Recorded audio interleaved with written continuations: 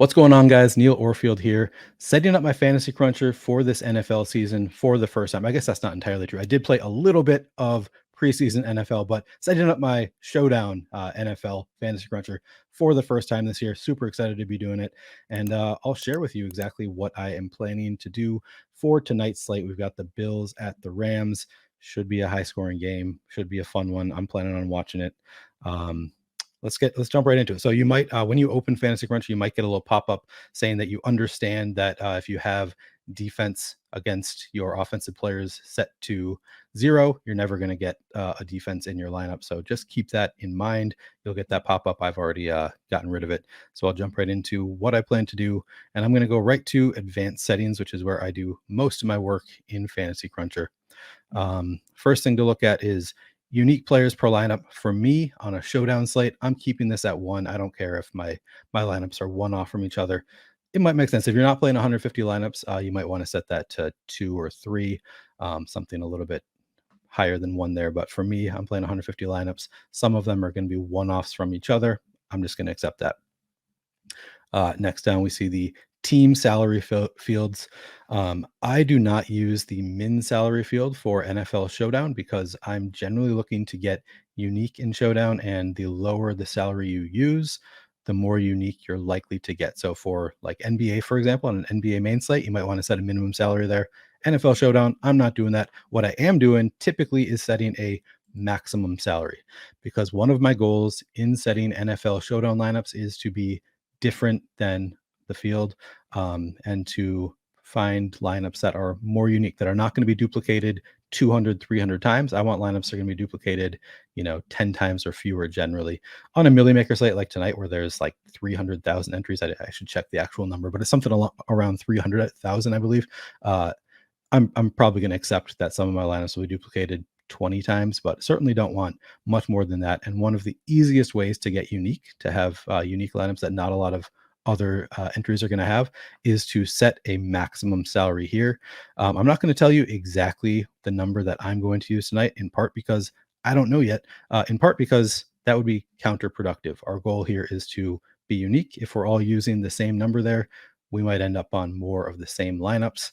But I will say that typically, if you can expect the salaries to be efficient, the lower you set that number, the lower your chances of winning. But the more frequently you're probably going to be unique. So it's kind of a sliding scale. You have to decide where you want to set that. Do you want to set it at, 49,800? You're going to be using most of your salary probably in a majority of your lineups. Those lineups are probably going to be duplicated a good number of times. They're also going to have a higher probability of winning. The lower you set that salary, the lower the probability of each of your lineups winning, but also the more unique you get. I like to leave a good amount of salary on the table because I think that your probability of winning doesn't decline at the same rate as your duplicates decline. So I like to set it pretty low, but that's up to you to determine exactly how low you want to set this. I would suggest leaving at least like $400 on the table. A lot of good players are going to leave a lot more than that. All right, moving down, offensive players versus defense. Again, this is another place that I like to get unique. I set this all the way to max 5 players. Most of my lineups are not going to use 5 players on one side and the defense on the other side. I don't know that I've ever seen that in one of my lineups, but it can happen. I allow it to happen.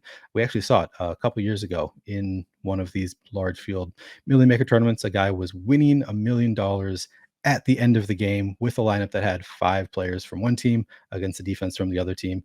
A stat correction ruined that for him, but it is possible to win with 5 players against your defense, and those are generally going to be unique lineups because hand builders are certainly not going to be playing 5 players against their defense. So I like to set that to 5 players. As far as exposure caps, I typically keep this at 100%, and then I adjust projections or give thumbs up on players to get to different exposure levels of players that I like.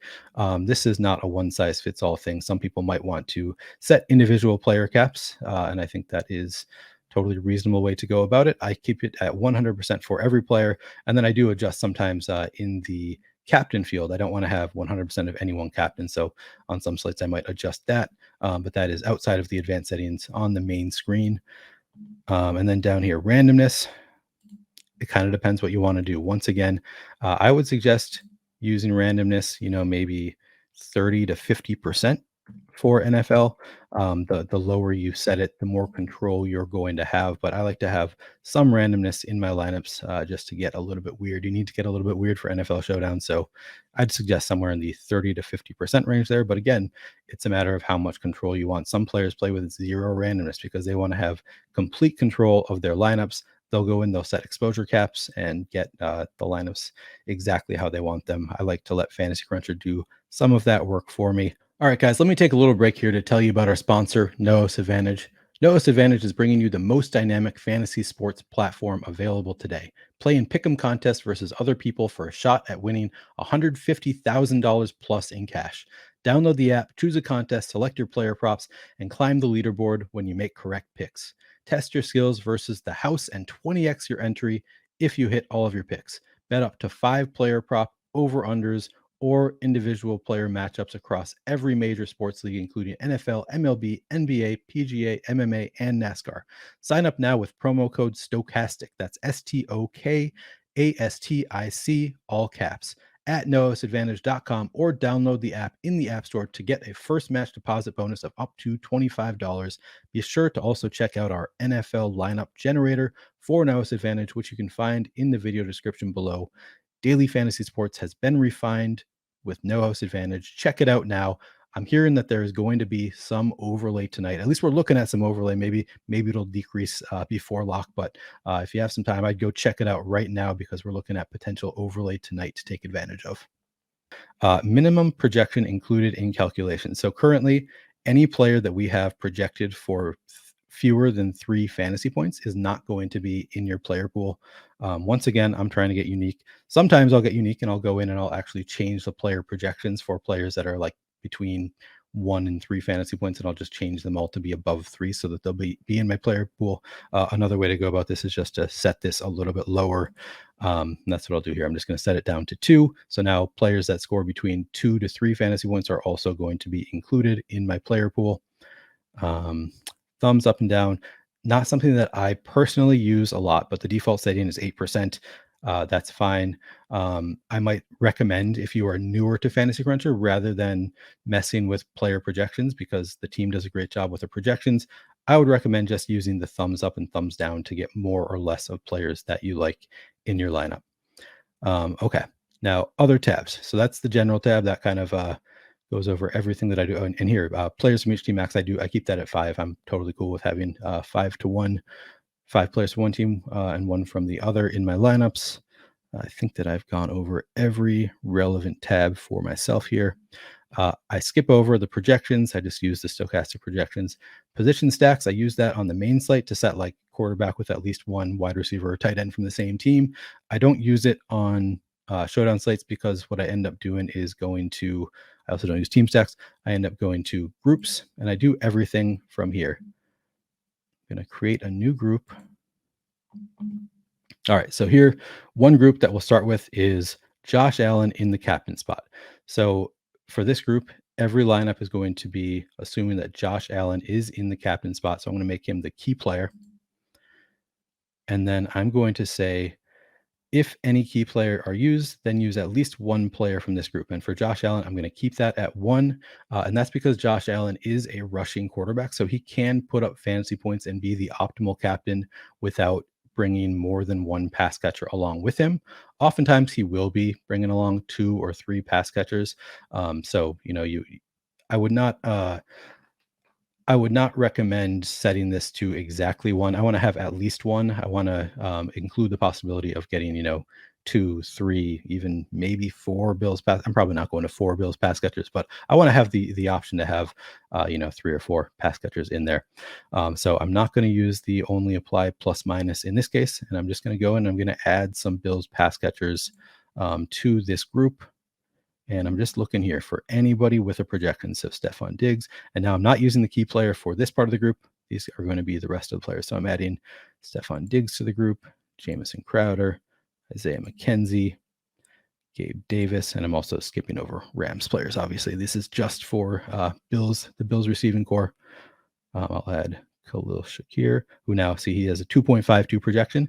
If I had not changed the minimum projection included, he would not be included in my player pool. I want to have him in my player pool though. So I'll add him, Dawson Knox. I'll add Tommy Sweeney and think about whether I want to change his projection later to increase it to get some Tommy Sweeney.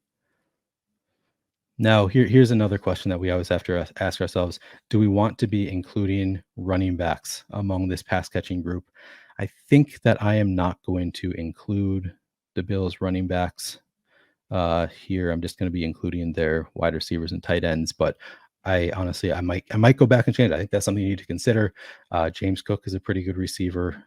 You might want to look at how often, how much you think these guys are going to be catching passes. But I think I'd like to have at least one wide receiver or tight end because I think it's unlikely that Josh Allen, throws 3 touchdowns to one of these running backs. It could happen, and it would probably be unique if you don't have a wide receiver in there. So it's a consideration, but for me, I'm going to, for now, just include wide receivers and tight ends, and that's all of them. So here is the list that we have here.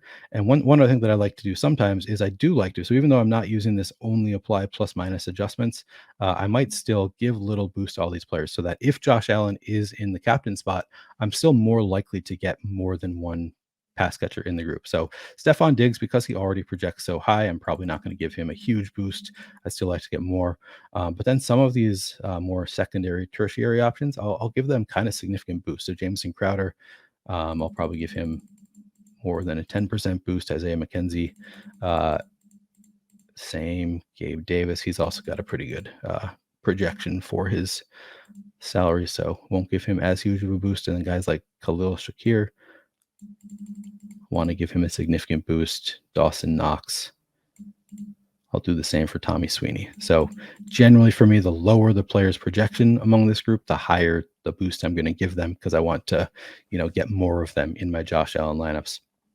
All right, next group I will create. So I'll rename this.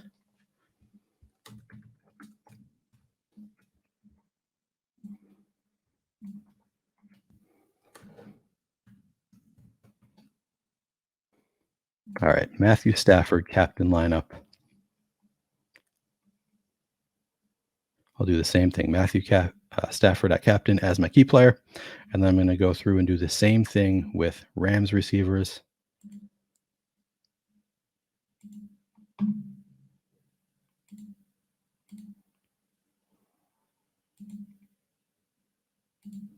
We have an interesting situation here with the Rams, with Van Jefferson being ruled out for tonight. He is the number 3 receiver for the Rams. Since he's not playing tonight, we don't know exactly what's going to be happening with the Rams receivers. And again, I think I'm going to leave off the running backs. I think that it would be totally reasonable to include them here, especially because for Matthew Stafford, I'm going to be saying use at least 2. The reason being, Matthew Stafford doesn't really do anything with his legs. All of his fantasy points are going to be through the air. Theoretically, he could throw a touchdown to a player who's not eligible on DraftKings, like a lineman. I don't think that the Rams have historically done a ton of trick plays in that sense. So I'm going to stick to just their actual pass catchers. With it being at least 2 players, though, I actually think I am going to go and I'm going to add in the running backs as well, because if one of these guys scores a touchdown through the air, Matthew Stafford will get credited for that and will benefit.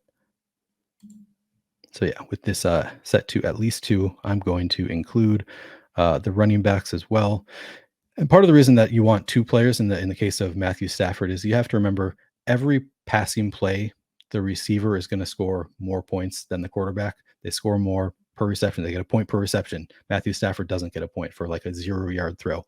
They get more points per yard. They get more points for the touchdown. So it's really a thin line. If you have Matthew Stafford at captain and only 1 receiver with him, it's a really thin line for Matthew Stafford to be the optimal captain without doing anything on the ground. So I want to have at least 2 receivers along with Matthew Stafford. But again, in this case, I'm including running backs in that receiving group because they could score through the air. And I'm going to do the same thing that I did with the Bills. I'm going to give a little boost to all of the Rams receivers. And again, more so for the guys who don't project quite as well. And this This is not an exact science. I will probably go back and adjust some of these a little bit, but I'm doing approximately, the numbers that I want. And again, Lance McCutcheon currently projected for 1.34 fantasy points. He's not making my player pool. If I keep him at 1.34, because I set the minimum at 2, I might increase his projection slightly so that he is included, because we just don't know exactly what the Rams are going to do with Van Jefferson out. Same thing with Bryson Hopkins. And then these running backs, although I'm including them in the group, I'm typically not going to give them quite the same boost as I do the receivers, because I'd rather have receivers in there with Stafford at captain. They're more highly correlated. All right, so those are a couple of the groups that I set. I think one thing that you could consider doing is also a Stafford in the flex as your key player, because again, Matthew Stafford doesn't really do a ton on the ground. So most likely, if Matthew Stafford is optimal as a flex player, at least one of his pass catchers is going to come along for the ride. So I'm going to go find Stafford in the flex. I'm a little bit rusty here, but so bear with me, but I'll find him. There we go. All right, Stafford in the flex as my key player. And now one thing you have to do here, because you have him in the flex, you need to add all of his pass catchers, not just as they're in the flex, but you also have to add them as captain plays. So like Cooper Kupp captain needs to be in this group. So I will go through and add those players.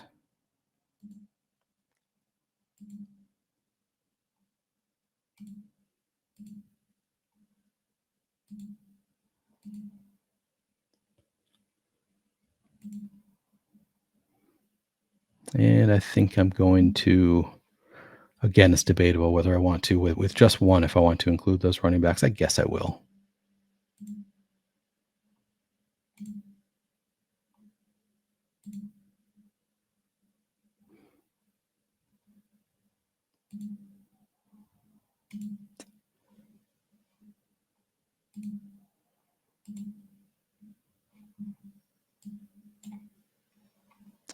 All right, trying to capture all of the receiving options here.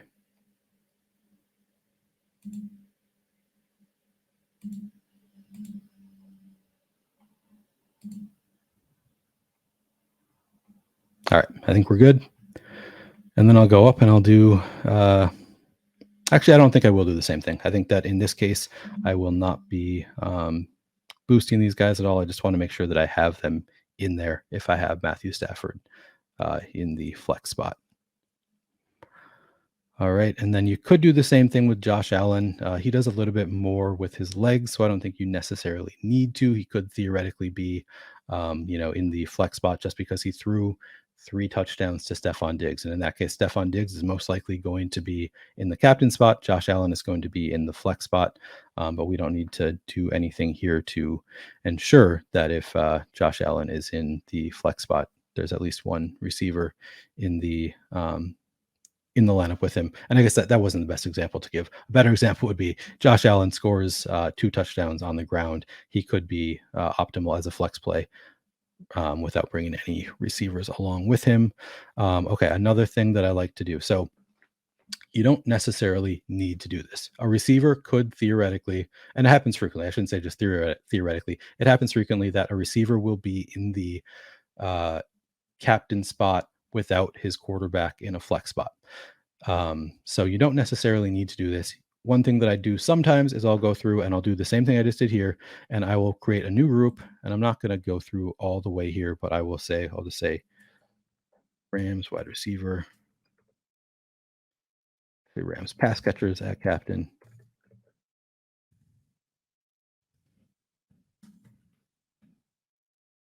Okay, so a group where I put the Rams pass catchers at captain. And in this case, so in the other case, I only added one player as a key player. In this case, I would go in and add in Cooper Kupp captain as a key player and Allen Robinson captain as a key player. And in this case, I won't be including running backs because the running backs, if they're in the captain spot, there's less correlation there with Matthew Stafford. But just the receiving options, the purely receiving options, Tyler Higbee, and you'd go through and add the same list of players in the captain spot, and then you would just add Matthew Stafford to this group. And in this case, I would say I'm not going to make it a requirement that if these players are in the captain spot, Matthew Stafford is in a flex spot. But what I will do is I'll say only apply plus minus adjustments.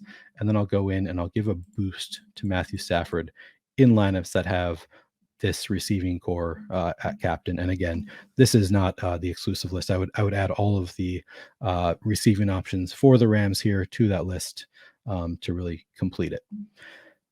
And you can, I mean, there's a number of different groups that you could make. One that you could consider making is if you have, make this list of receivers. If you have one of these receivers in the captain spot, no more than one other receiver from that group of the flex players in a flex spot, because there is negative correlation. If you have a receiver going off for a team and enough that he's in the captain spot, it's unlikely that two other receivers from that same team are going to go off. So you could go in and either say no more than one, or give, a little negative boost there for the rest of the receiving core. There are a lot of little things you can do here in the groups tab.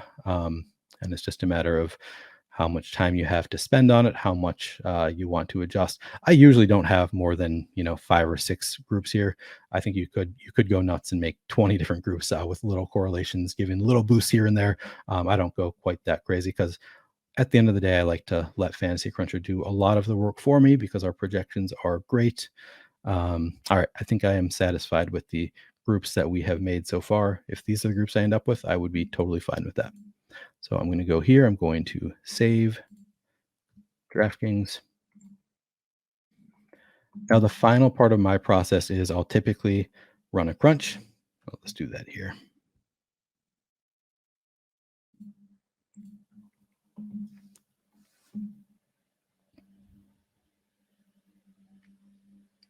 All right, and I'll take a look at the exposures, and then I will adjust. And for me, I actually go in and adjust projections. So that would be under this column. I go through and I slightly adjust players, and I do it really incrementally, and then I crunch again and I see what I get, how much I get of each player, and then I do it again. And for me, it can be several times. You don't really need to do that though. And if you're a newer player, I wouldn't recommend adjusting these at all. I would recommend instead using the thumbs up or thumbs down button on players to get more or less of them. And I guess the one final thing that I did not do before doing this is oftentimes I'll set the exposure cap at 100% for players in the flex, and then I'll go into the captains and I'll actually lower this. So saying in my 150 set, I want no more than, and this varies slate to slate pretty significantly, but you could say no more than 20% of any captain here. That way you get no more than 20% of Josh Allen captain, Cooper Kupp captain. It looks like Josh Allen's the only one that I'm giving a haircut here, because he's getting 41% of my captain spot ownership. We getting everybody here?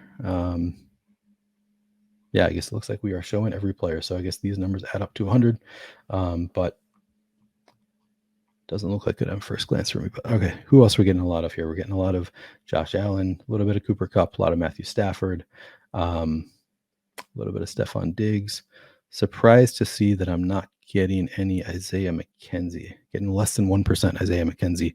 I'd probably give that a little boost, because I think that he's going to project really well today. Okay, I think that we are pretty good here. I think that I've given you a good idea of what I do. Again, I'm just going to go through and I will keep crunching, adjusting slightly, crunching, adjusting slightly until I get to exposure levels that I like. I do like to sometimes find lineups where I have, weird correlations, negative correlation that people try to avoid, things like your quarterback against the opposing defense. But I accounted for that in the advanced settings by saying that I can have up to 5 players against the defense. I'm not going to give any kind of boost there, like say that if I have Matthew Stafford, I'd like to have the Bills defense in there. But it is something that I am allowing for. And if Fantasy Cruncher gives it to me, I'm pretty happy with that. Before we end this stream, I do want to tell you about our sponsor. If you like this video, go check out No House Advantage. No House Advantage is bringing you the most dynamic fantasy sports platform available today. You can play in pick'em contests versus other people for a shot at winning $150,000 or more in cash. Download the app, choose a contest, select your player props, and climb the leaderboard when you make correct picks. Test your skills versus the house and 20x your entry If you hit all of your picks, bet up to 5 player props, over-unders, or individual player matchups across every major sport league, including NFL, MLB, NBA, PGA, MMA, and NASCAR. Let me actually pull up the page here, the No House Advantage page, so you can see what I'm talking about. It's just at nohouseadvantage.com. Sign up now with promo code Stokastic. That's Stokastic, all caps, at nohouseadvantage.com, or download the app in the App Store to get a first match deposit bonus of up to $25. Be sure to also check out our NFL lineup generator for No House Advantage, which you can find in the video description below. Daily fantasy sports has been refined with No House Advantage. Check it out now. And I'm hearing that we're looking at maybe some overlay tonight. So if you're still have some time to make some No House Advantage lineups, I would check it out tonight. I'd get on it right now because I'm hearing that there is likely to be some overlay in the contest at nohouseadvantage.com. Definitely check that out now. I think that will do it for this show. I'm trying to think if there's anything that I missed. I'm a little bit rusty. As I said, I have not built Showdown lineups in a while, but I think that'll do it for me. Again, I will be adjusting some of these projections, but they are the best projections in the industry. So you probably are better served to just hit the thumbs up or thumbs down button. And I base those decisions on the Stokastic tools. So here I'm just looking at the base projections and salaries for different players, but I actually like to use the single game tool even more, which will tell you exactly how often in the Stokastic sims, how often a player ends up in the optimal lineup as a captain. So that's what this column tells you. How often they end up in the optimal lineup in the utility spot, and then also how often they're owned in both of those spots, the utility spot, the captain spot. These are what I'm going to be using to adjust my field, and I would recommend that you do the same. Thanks for watching, and good luck tonight.